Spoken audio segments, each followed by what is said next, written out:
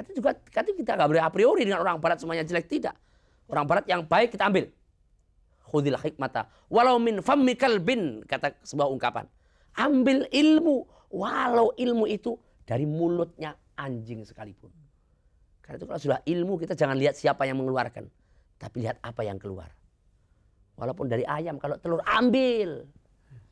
Walaupun dari manusia, tapi kalau segede pisang Ambon jangan diambil.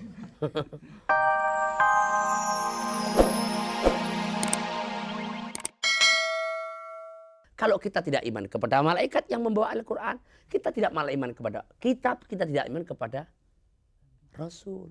Artinya, untuk membangun masyarakat yang beriman, supaya negeri kita ini menjadi baldatun thayyibatun wa rabbun ghafur, maka kita harus jadikan satu ini pembangunan ini. Iman kepada Allah, iman kepada malaikat, iman kepada kitab dan nabiin. Kitab sebagai way of life, sebagai jalan hidupnya. Nabi dan Rasulullah sebagai keteladan contohnya. Ini kan banyak umat Islam yang teladannya bukan Nabi. Umat Islam teladannya John Lennon. Ya, pakai anting. Mending kalau antenya inten, antenya kawat lagi. Masya Allah. Pakai kalung, tali sepatu. Innalillahi wa inna ilaihi raji'un. Terus apa majunya itu di mana kayak gitu tuh loh. Mbak yo, pakaian itu yang netis saja lah, pakaian yang wajar-wajar saja, yang rapi, dilihat orang juga enak kan. Rasulullah tidak pernah mengatur pakaian, tapi Rasulullah telah mengatakan, hadza umur dunyakum. Ini persoalan duniamu. Kamulah yang paling tahu, yang paling pantas. Ya, pakai peci aja diatur kok. Diatur pakai peci yang pantas kayak begini. Enggak ada pakai peci begini. Wah, itu kalah main gaple. Ya. Kaum muslimin dan kaum muslimat sekalian yang dimuliakan Allah. Kita dikasih contoh, udah dikasih aturan, main dikasih contoh. Kurang sayang kayak apa Allah itu? Contohnya itu kayak Nabi Muhammad loh.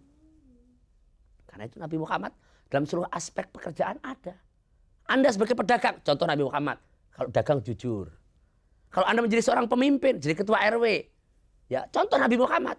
Loh, apa Nabi Muhammad jadi ketua RW? Ya enggak.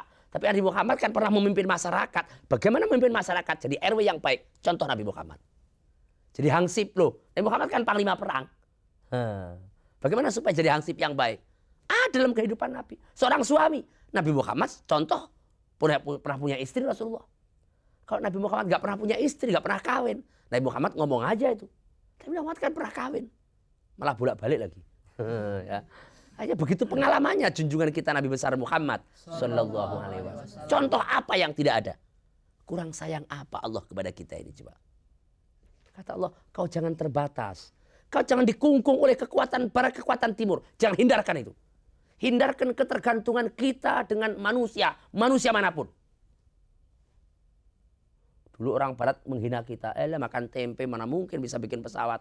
Pesawat tempe. Tapi ternyata kita bisa kan. Alhamdulillahirabbil alamin. Asal kita bekerja keras. Asal kita bekerja keras. Insya Allah.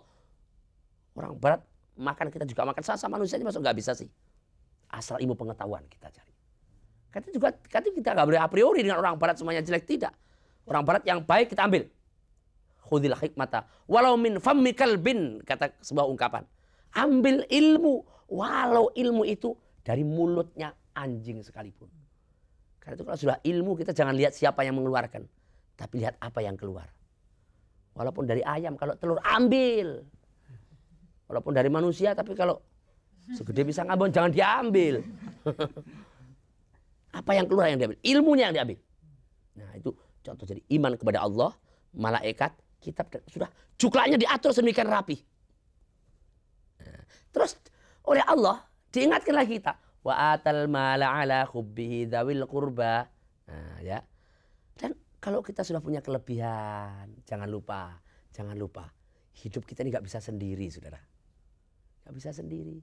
Manusia ini kan diciptakan Allah sebagai makhluk sosio.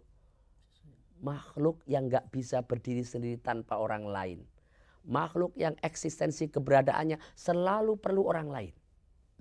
Jangankan pekerjaan yang terlalu berat. Membangun bangsa dan negara.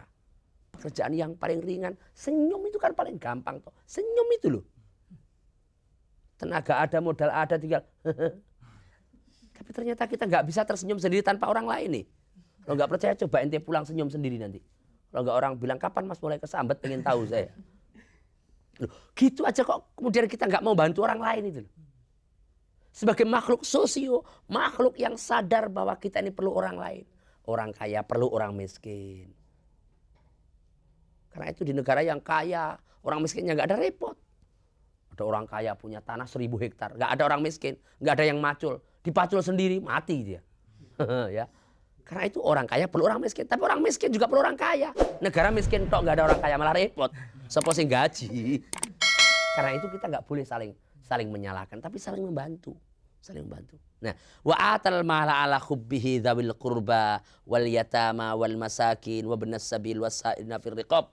Itu artinya Tuhan mengingatkan kepada kita bahwa manusia ini saling tergantung. Karena itu jangan saling membesarkan diri, saling membusungkan dada, tapi cobalah saling ta'awanu, saling tolong menolong. Bulan Ramadan adalah bulan secara visual Allah mengingatkan kita. Betapa yang namanya orang miskin ini, mereka nggak makan sehari semalam. Kadang-kadang mereka bertanya, apa yang harus saya makan besok hari? Kita nggak makan sehari aja bingung. Orang miskin kadang-kadang nggak makan 2-3 hari. Bayangkan coba. Karena sudah, mari kita berikan, kita keluarkan uang kita. Nah, disunatkan bulan Ramadan seperti ini, kita kasih buka puasa, ya. Alangkah indahnya kalau orang-orang yang punya kelebihan kasih buka puasa kepada rekan-rekan kita yang miskin supaya buka di masjid sesuai dengan makanan kita. Jadi kalau kita pakai ayam, kita kasih mereka makan ayam semuanya. Makan daging ayam, bukan makan ayam hidup. Ya. Supaya mereka merasakan itu. Sejumlah orang yang berbuka itulah pahala puasanya kita juga mendapatkan. Wa atal mal, artinya kehidupan sosial, kesetiakawanan sosial. Ini kita terus terang aja di Indonesia ini, umat Islam kita ini masih banyak yang peka terhadap masalah susila, tapi nggak peka terhadap masalah-masalah sosial. Nah, maka itu mari kita kembangkan kehidupan kesetiakawanan sosial ini. Bagaimana kalau ada orang kesandung, kita ikut merasakan sakit. Orang yang kesandung, kita alhamdulillah, innalillahi wa inna ilaihi raji'un misalnya ya. Orang yang sakit kita ikut merasakan. Ada kawan kita yang kena musibah di Kerinci, kita ikut merasakan, keluar duit spontan atas dasar ala hubbi. Dan kalau sudah begitu, pembantuan itu yang paling penting. Pertama kali lihat keluarganya dulu. Ini kadang-kadang kepada orang lain bantu, keluarganya dibiarkan miskin papa. Nggak boleh itu. Ya. Keluarganya dulu dilihat. Sebelum Anda membantu orang lain, keluarganya dulu lihat. Kalau masih ada keluarganya yang miskin, keluarganya dulu bantu. Ini yang kedua. Yang ketiga, wal mufuna bi ahadim idza ahadu, terhadap janji. Janji ini Masya Allah sekarang kan janji tinggal janji sekarang ini ya. Jangan sampai janji tinggal janji, tapi janji kita tepati. Kalau kita janji akan apa, tepati. Apalagi janji kepada masyarakat, jangan sampai tidak ditepati, itu bohong besar, itu dosanya banyak itu. Kalau kita menjanjikan kepada 190 juta orang, nggak ditepati, semua nyumpahin kita, sejumlah orang itu sumpahnya akan masuk dalam diri kita. Allahu Akbar.